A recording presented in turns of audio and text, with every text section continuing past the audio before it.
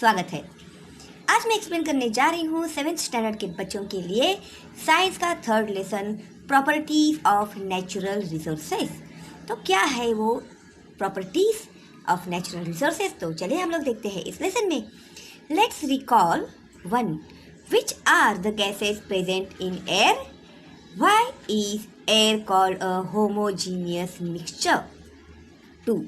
What are the uses of the various gases in air? Properties of air.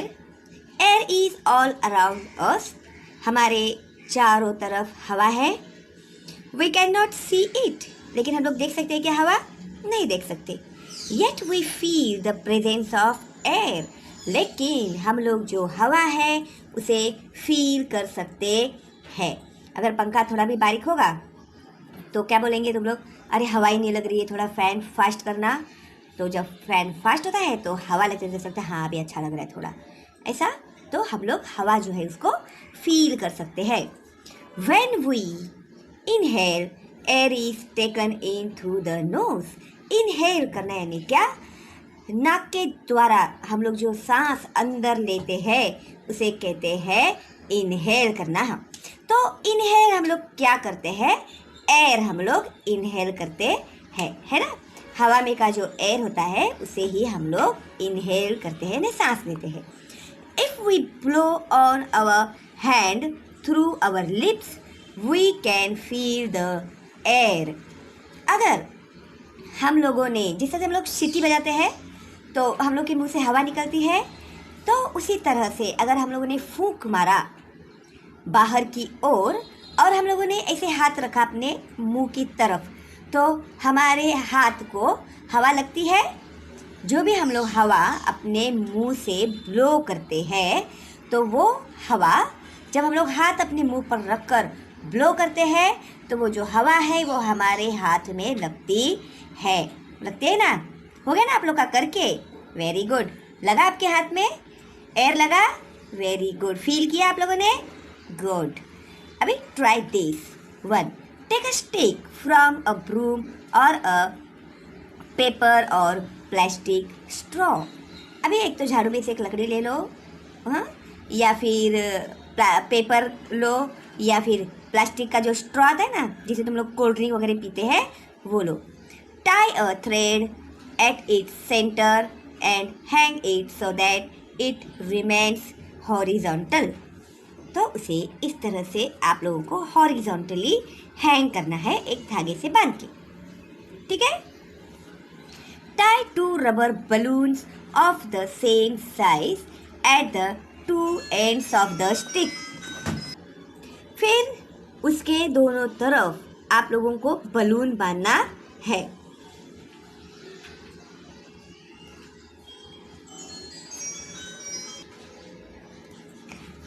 See to it that the stick remains horizontal.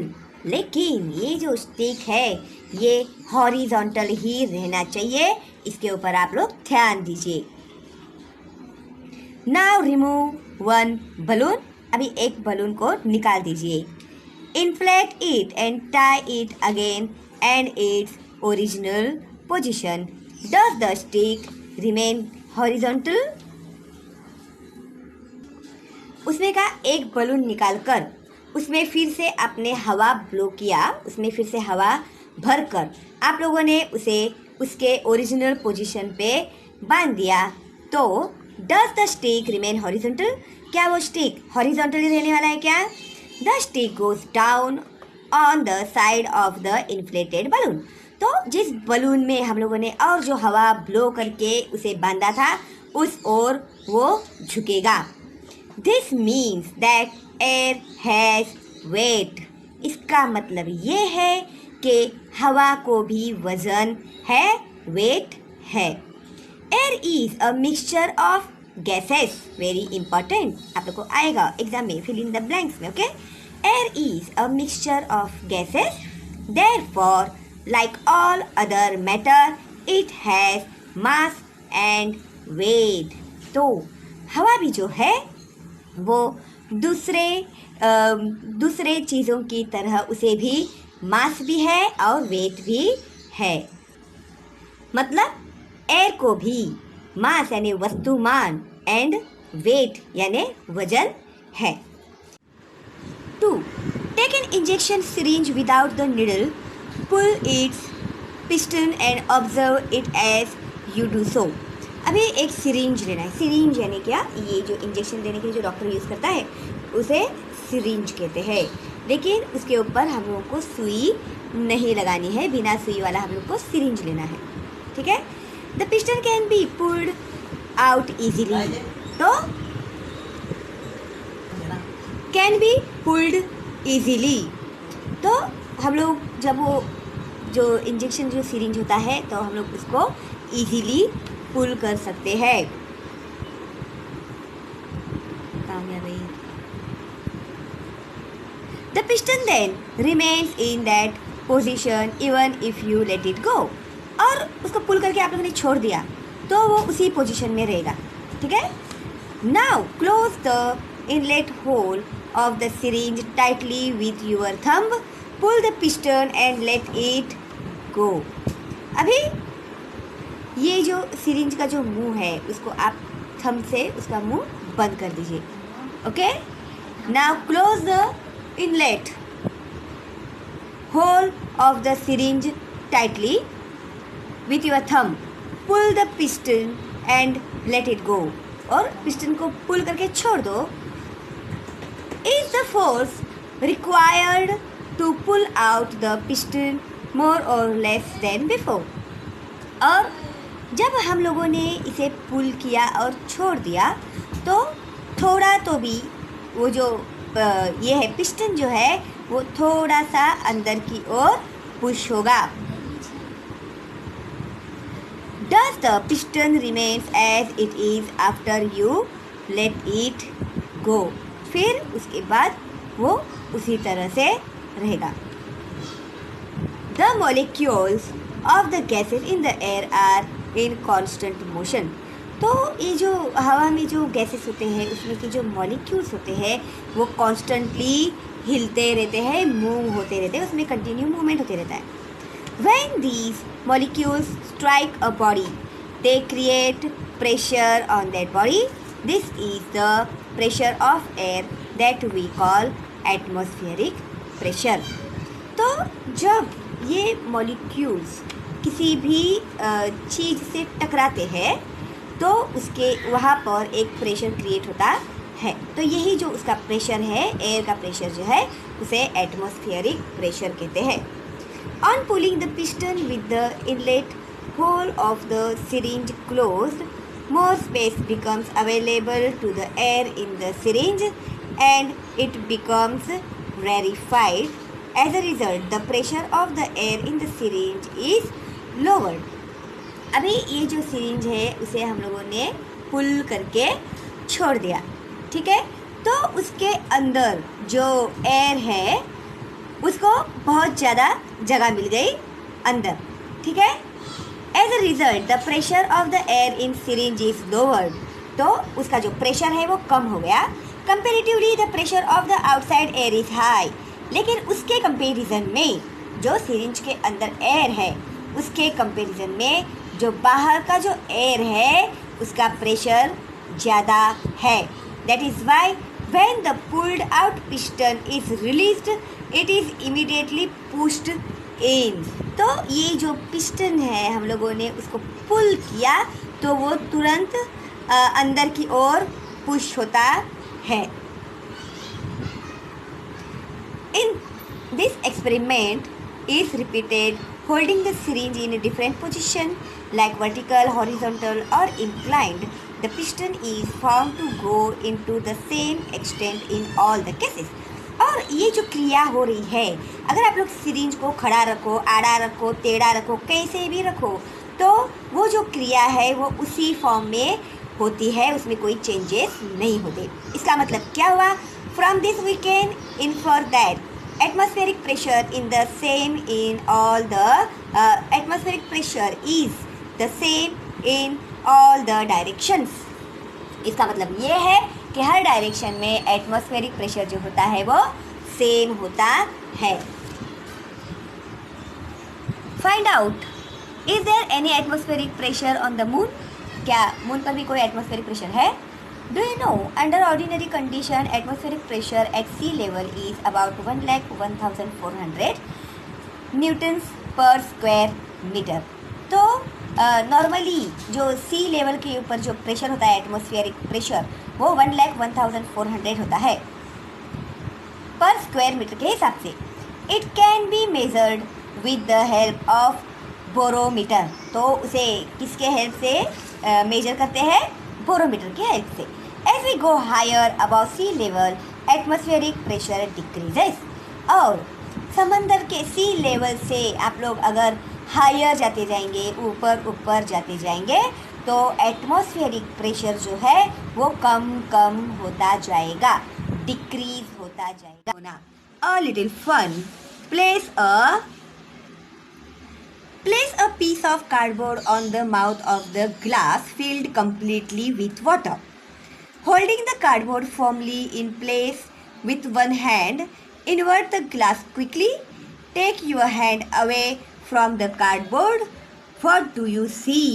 ये जो experiment है ना, हम लोग जब छोटे थे, जब स्कूल से आते थे, हम लोग को सिखाती थी टीचर, तो ये आके हम लोग घर पे करते थे और बहुत ही जादू हो गए जैसे हम लोग का रिएक्शन भी होता था। तो इसमें क्या होता है? Place a piece of cardboard on the mouth of a glass filled completely with water. इस तरह से एक ग्लास लेना है, उसको पूरी तरह से भर देना है आपको पानी से, ठीक है? फिर holding the cardboard formally in place with one hand. फिर वो जो कार्डबोर्ड हम लोगों ने इसके ऊपर रखा हुआ है, तो एक हाथ से उसको बराबर से पकड़ना है हम लोग को, ठीक है? इनवर्ट द ग्लास क्विकली, और तुरंत हम लोग को जो ग्लास है ना उसको उल्टा कर देना है, हाथ पकड़ के रखना है तब तक। Take your hand away from the cardboard, what do you see? जब हम लोग वो कार्डबोर्ड के ऊपर से हाथ हटाते हैं तो जो कार्डबोर्ड होता है वो ग्लास को चिपक गया रहता है, ठीक है? Great scientist. In 1726 the Swedish scientist Daniel Bernoulli put forth the important principle that the pressure of air decreases when its velocity increases, while the pressure of air decreases when its velocity decreases. Great scientist. In 1726, the Swedish scientist Daniel Bernoulli put for the important principle that the pressure of air decreases when its velocity increases. जब velocity बढ़ता है तो air का जो pressure होता है वो कम होता है, इंक्रीज होना यानी बढ़ना, डिक्रीज होना यानी कम होना। while the pressure of air increases, जब एयर का प्रेशर बढ़ता है, when its velocity decreases, जब उसका वेलोसिटी यानी वेग कम होता है। if a body is moving through air, the air pressure decreases perpendicular to the direction of the motion, and then the air in its surrounding flows rapidly from higher pressure to the lower pressure. तो जब भी कोई एक चीज़ है वो हवा में move कर रही है तो वो क्या करती है? उसका जो परपेंडिकुलर जो प्रेशर होता है उसे वो डिक्रीज करता है। और उस एक अभी एग्जांपल लेते हैं हम लोग, एरोप्लेन। अभी जब एरोप्लेन उड़ रहा है तो उसका ये जो परपेंडिकुलर जो एयर का प्रेशर है वो उसे काटते हुए जा रहा है, और जिस कारण उसका जो सराउंडिंग जो प्रेशर है वो क्या होता है? रैपिडली बढ़ते जाता है, from higher pressure to the lower pressure. Higher pressure से लोअर प्रेशर की ओर वो बहने लगता है। Observe and discuss. Take one water in a plastic cup and hold a straw upright in it.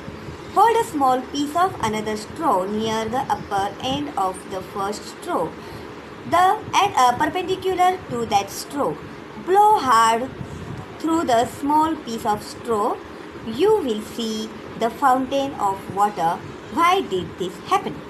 अभी यहाँ पर आप लोगों ने एक प्लास्टिक कप लिया है, उसके अंदर एक स्ट्रॉ रखा हुआ है पानी के अंदर, फिर एक स्ट्रॉ जो है वो आप लोगों ने यहाँ से उसको परपेंडिकुलर में पकड़ा हुआ है, ठीक है?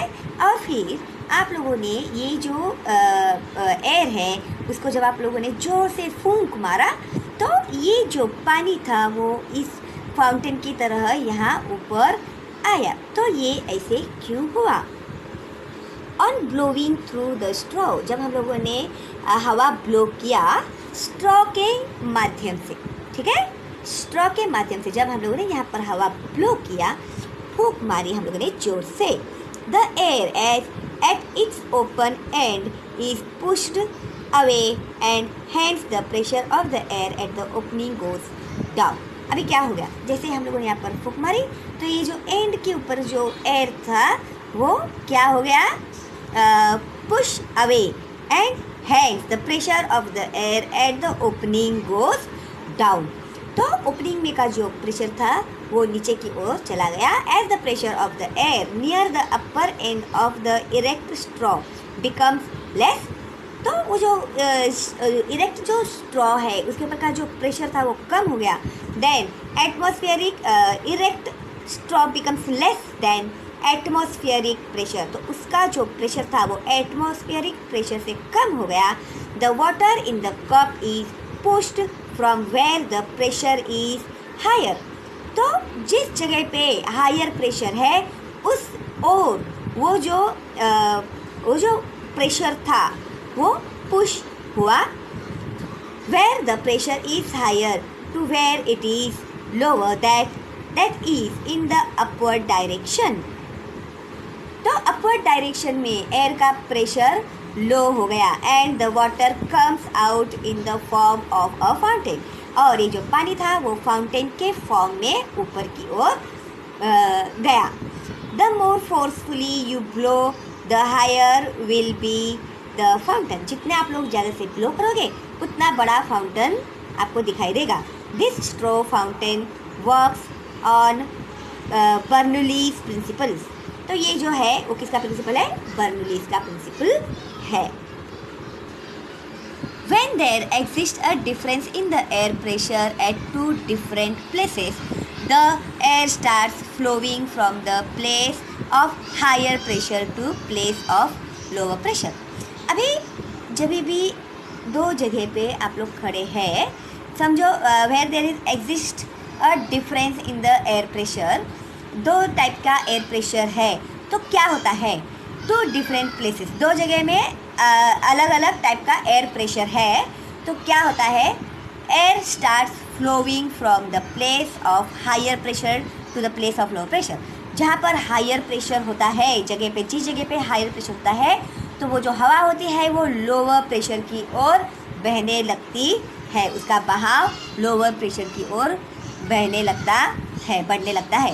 At such times we feel a breeze और अ विंड ब्लोइंग, तो उस समय में हम लोग को ऐसे लगता है कि हाँ हवा बह रही है। These winds are an effect of the difference in air pressure, तो हर जगह पे एयर प्रेशर जो होता है वो अलग अलग होता है।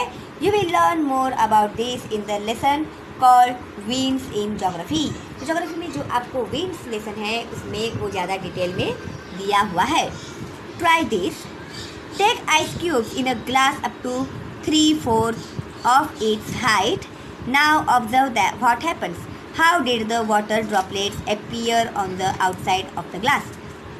अभी देखो 3/4 ग्लास में आइस क्यूब डाले हुए हैं, फिर जो आइस क्यूब डालने के बाद जो वाटर वेपर होता है वो ग्लास के बाहर जमा होता है। आप लोगों ने देखा है ना फ्रिज में का पानी या आइस वगैरह जो भी ग्लास में डालते हैं तो बाहर भी ड्रॉपलेट्स आ जाते हैं ग्लास के बाहर।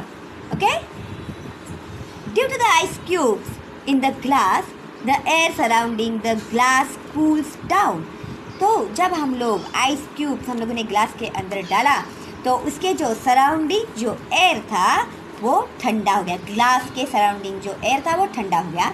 As the water vapour in this air cools down, जब वो वाटर वेपर जो थे उस हवा में के जब वो ठंडे हो गए, it condenses and gets transformed into water, फिर वो जो कंडेंस होता है उसका, तो उसका जो वाटर में ट्रांसफॉर्म होता है। It is this water that collects on the outer surface of the glass, इस वजह से ग्लास के बाहर जो पानी के हम लोग को ड्रॉपलेट्स दिखाई देते हैं वो वाटर वेपर के कारण वो कंडेंसेस को क्या बोलते हैं बाबा?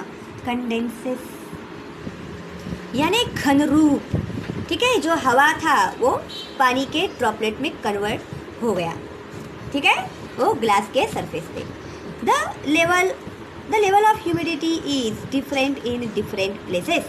तो जो ह्यूमिडिटी होती है वो अलग अलग जगह पे अलग अलग होती है, उसका लेवल जो होता है ह्यूमिडिटी का अलग होता है। Similarly the humidity levels also change from time to time during the period of a single day. एक दिन में ये जो ह्यूमिडिटी लेवल होता है वो समय समय में बदलते रहता है। The level of humidity of the air is determined by its capacity to hold water vapour.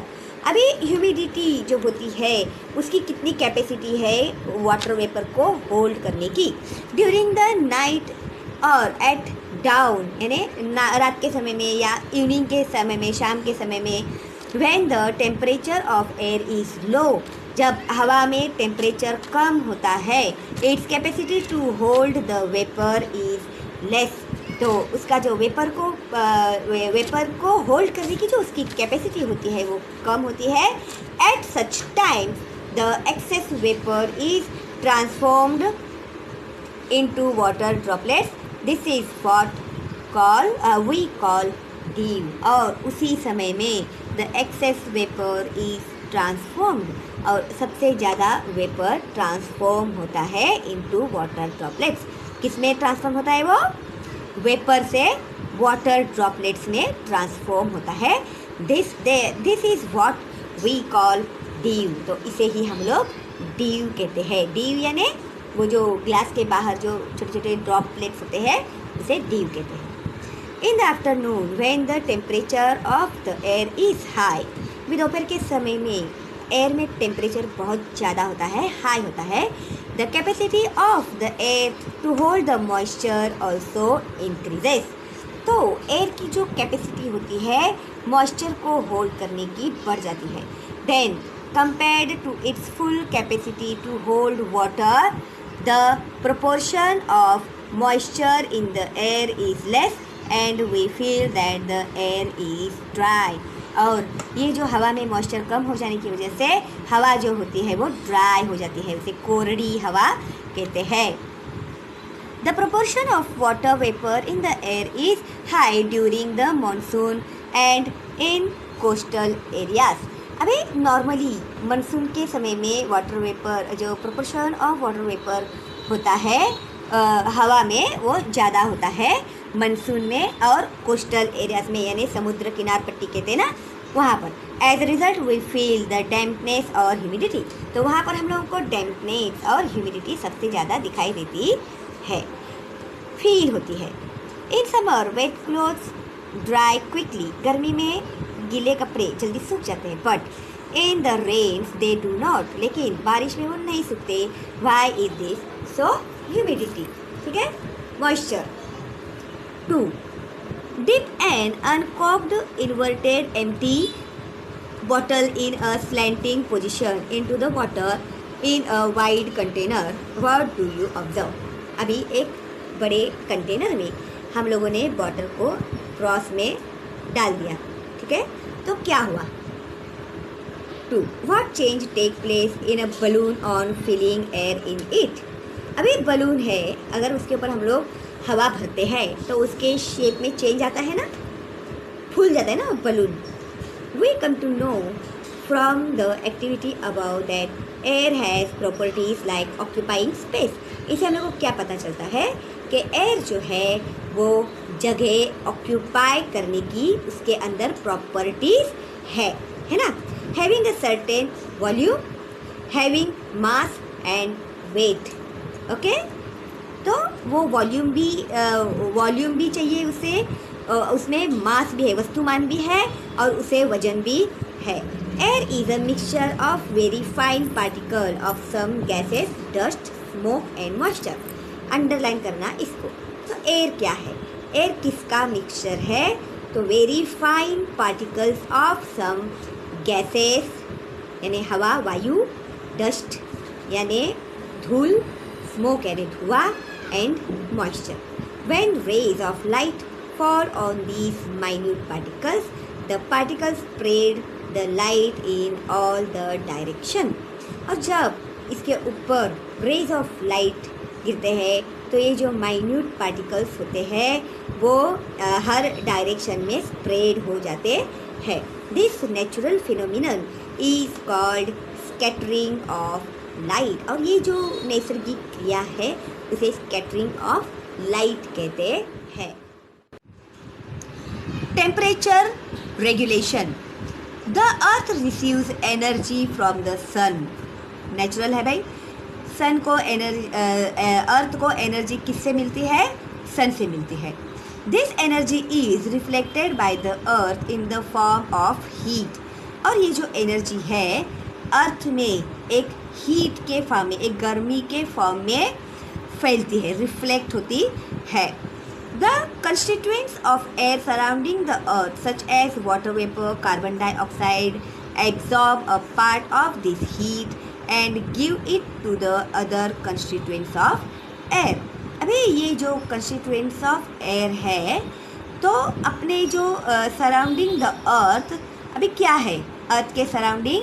Water vapour है, कार्बन डाइऑक्साइड है, absorb a part of this heat. तो क्या करते हैं?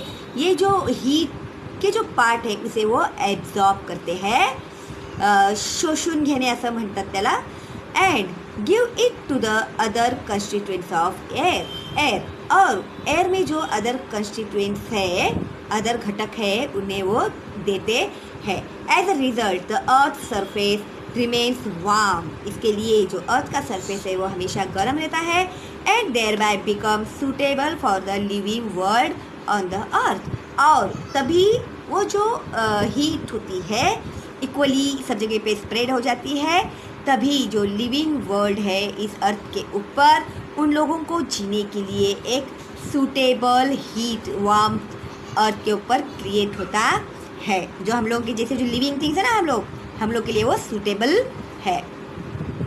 If there were no air on the earth, the average temperature of the earth surface would have been very low. अगर earth के ऊपर हवा नहीं होती तो अर्थ का जो टेम्परेचर होता, अर्थ के ऊपर का जो टेम्परेचर होता वो बहुत ही लो होता. ट्रांसमिशन ऑफ साउंड, जिसमें एयर का बहुत ही इम्पोर्टेंट रोल होता है. ठीक है. All the sounds that we hear reach us through the surrounding air. अभी जितनी भी आवाज़ें हम लोग सुनते हैं तो हम लोगों को किससे आती है ये आवाज़ें? हवा के माध्यम से ही, हवा के माध्यम से ही ये जो आवाज़ें हैं हम लोगों को सुनाई देती है. The density of air also changes due to change in its temperature. In winter the density of the air increases. ठंडी में हवा की जो डेंसिटी होती है वो बढ़ जाती है. We can hear the whistle of a distant train clearly early in the morning. In winter, air is useful as a medium for the transmission of sound. Overall, what? Air is a medium of transmission of sound.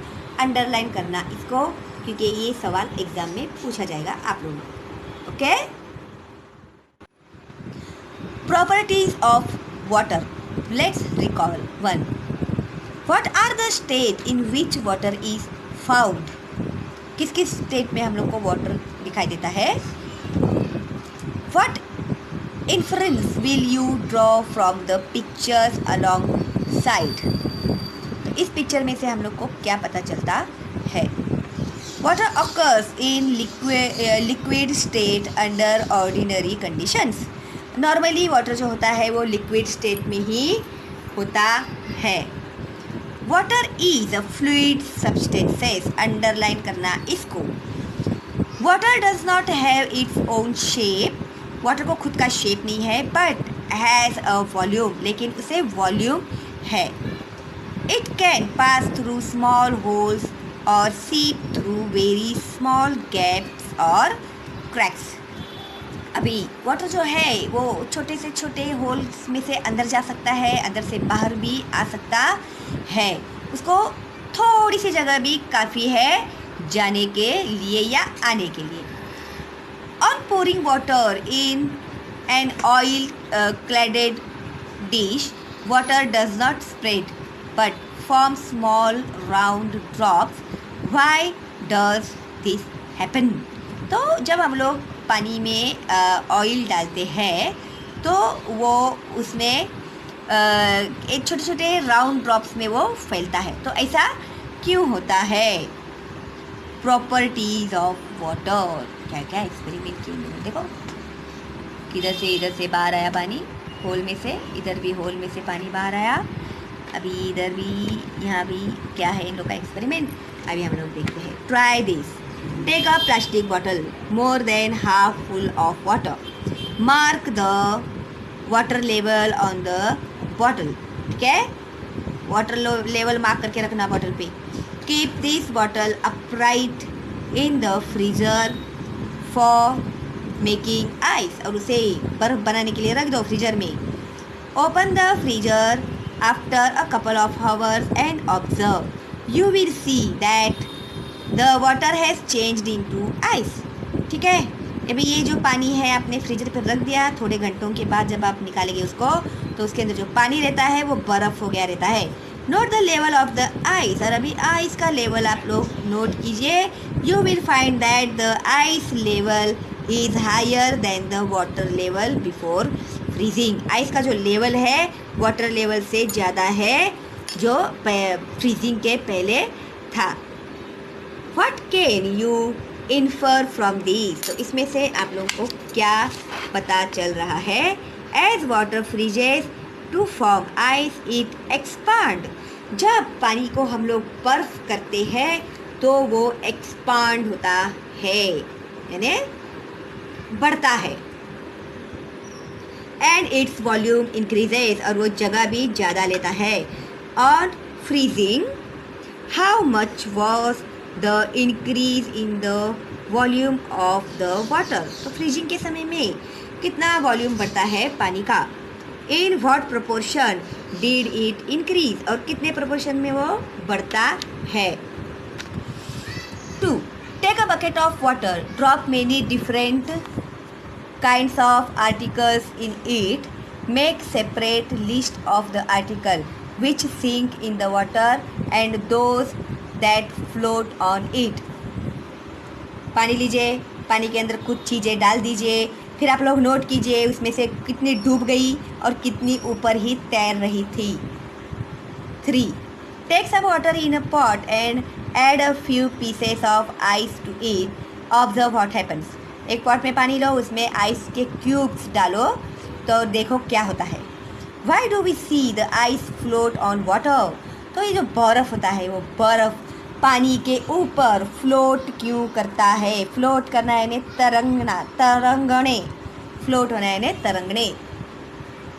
Ice is lighter than water, बर्फ जो है वो पानी से वजन में light होता है। When water freezes to form ice it becomes lighter than the original liquid. जब पानी बर्फ हो जाता है तो ओरिजिनल लिक्विड से भी वो हल्का हो जाता है। When water freezes, that is when it transforms into the solid state, its volume increases.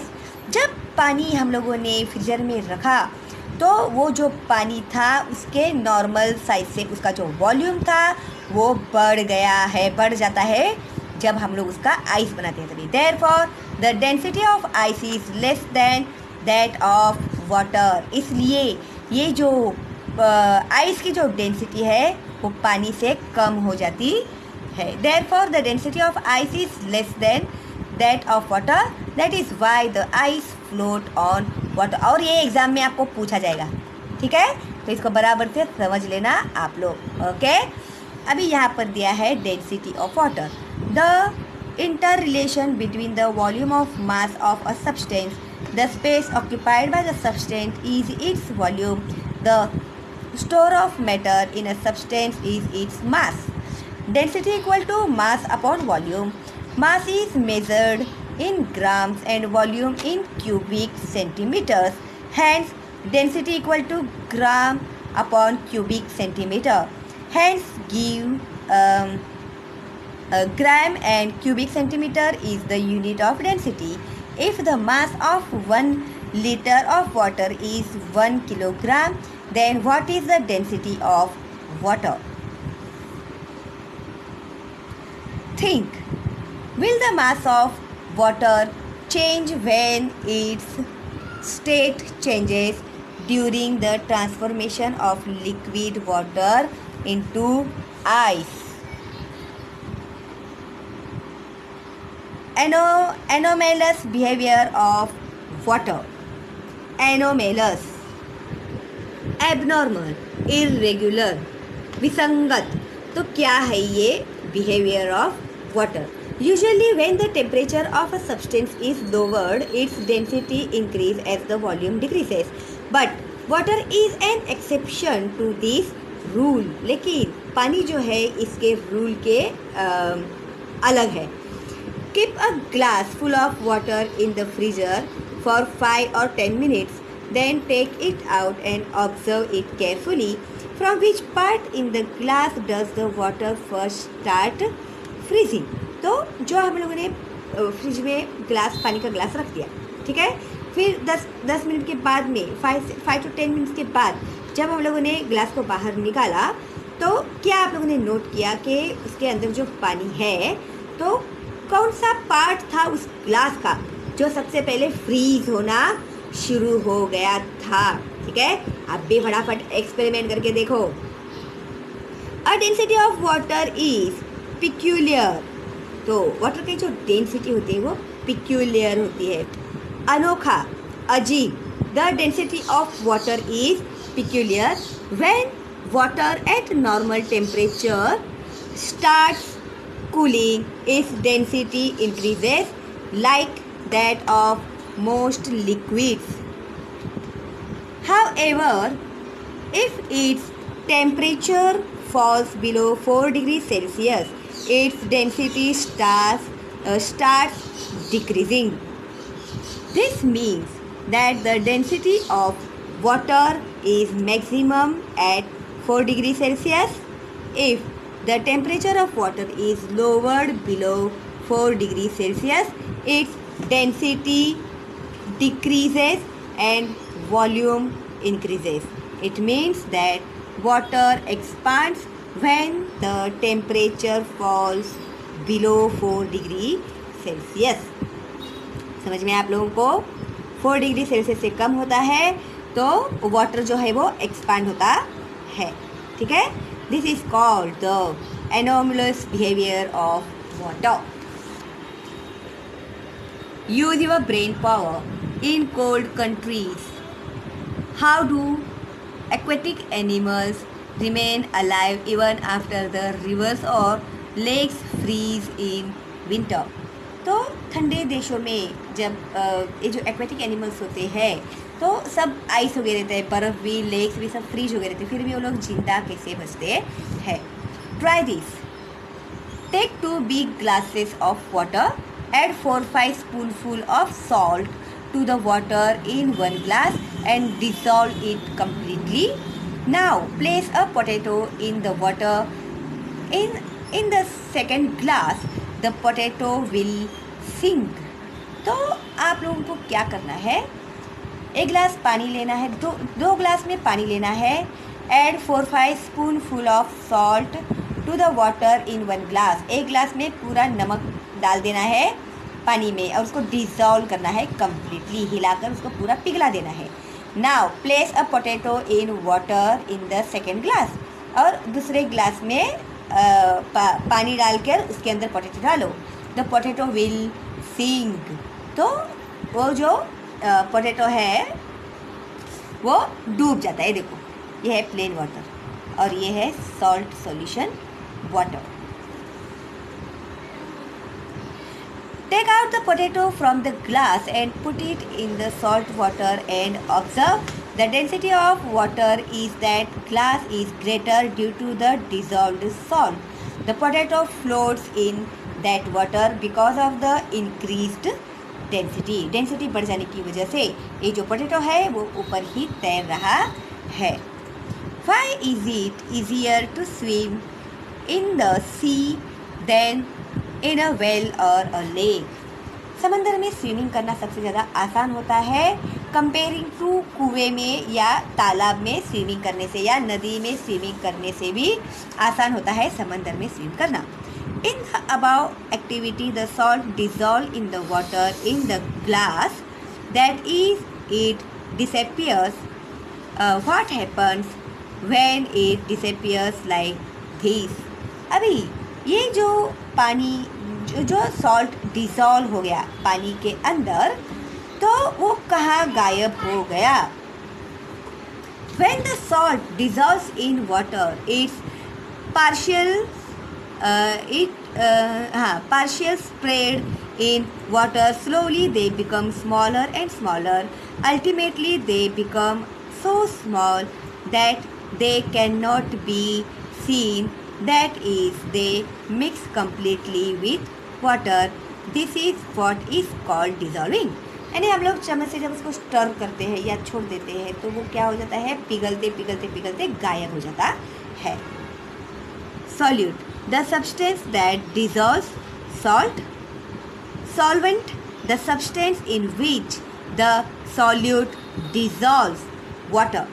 क्या मेल्ट हुआ था? सॉल्ट। किस में मेल्ट हुआ था? वाटर में। Solution, what we get when the solute dissolves in the solvent. तो जब वो पानी में मिक्स हो गया तो क्या हो गया? उसका सॉल्यूशन तैयार हो गया। Okay. Uses of water according to its properties. अभी ये जो पानी है उसके प्रॉपर्टीज के हिसाब से उपयोग किया जाता है। 1. Water is useful for water transport due to its fluidity. तो उसको हम लोग ट्रांसपोर्ट कर सकते हैं क्योंकि वो फ्लूइड है, द्रव है, इसलिए water falling down from a height is used to generate electricity with the help of a generation. जब पानी ऊपर से नीचे गिरता है तो उसमें क्या होता है? इलेक्ट्रिसिटी जनरेट होता है। 2. Water is a good coolant and is used in motor vehicles to control the temperature of the engine. अभी कार में भी पानी का यूज़ होता है इंजन को ठंडा करने के लिए। 3. Many substances are soluble in water. बहुत सारी चीज़ें ऐसी है जो पानी में पिघल जाती है। Water is a universal solvent. इसके लिए पानी जो है वो यूनिवर्सल सॉल्वेंट है क्योंकि उसमें सबसे ज़्यादा चीज़ें पिघल जाती है। Water is used as a solvent in factories, laboratories, foodstuffs, and in various types of biological processes occurring in the body, such as digestion, excretion, etc. तो इन सब जगह में वाटर का यूज़ होता है। अपने बॉडी में भी उसका बहुत ज़्यादा यूज़ है। डाइजेशन, एक्सक्रेशन, इसका तो हम लोगों ने पढ़ाई करके हो गया है। ठीक है। 4. Water is useful for cleaning purposes such as for bathing, washing clothes, etc. Cleaning purpose के लिए भी वो यूज़ होता है। Okay? Good. Let's recall what is meant by soil. How is soil formed? What are the ingredients of soil? तो next है properties of soil, जो मैं आप लोगों को एक्सप्लेन करने वाली हूँ पार्ट 2 में। ठीक है। तो क्योंकि अभी ये जो वीडियो है वो बहुत ज़्यादा बड़ा हो गया है और ज़्यादा बड़ा हो जाने की वजह से मैंने नोट किया है कि जो वीडियो है ना अपलोड होता ही नहीं है, पूरा आधा कट जाता है। फिर मुझे सब लोग पूछते हैं कि अरे मैडम पार्ट 2 कहाँ है, पार्ट 2 कहाँ है। अभी मुझे पता चला है ये बात, इसके लिए अब मैं भी बहुत स्मार्ट हो गई हूँ। 40 मिनट से ज़्यादा, 35 मिनट से ज़्यादा बड़े वीडियोज़ में बनाती नहीं हूँ। तो पार्ट 1 और पार्ट 2 में मैं वीडियोज़ अपलोड करूँगी आपको। ठीक है। तो अभी पार्ट 1 में मैं ये जो है अपलोड कर रही हूँ, पार्ट 2 में मैं प्रॉपर्टीज़ ऑफ सॉइल आप लोग को जल्दी ही अपलोड करती हूँ। ठीक है। और अगर आज आप पहली बार मेरा वीडियो देख रहे हैं और अभी तक आपने सब्सक्राइब नहीं किया है तो सब्सक्राइब कर दीजिए और बेल का आइकन टैप कीजिए। और भी जो दूसरे सब्जेक्ट है वो आप लोग जाइए मेरे प्लेलिस्ट में, तो आप लोगों को मेरे सारे लेसन्स मिल जाएंगे सारे सब्जेक्ट के। ठीक है। और लाइक कीजिए मेरी वीडियोस को और फॉरवर्ड कीजिए अपने दोस्तों को, अपने रिलेटिव्स को, ताकि उनका भी फ़ायदा हो। ठीक है? सिर्फ पढ़ना और पास होना इम्पोर्टेंट नहीं है, तो पढ़ना भी है और समझना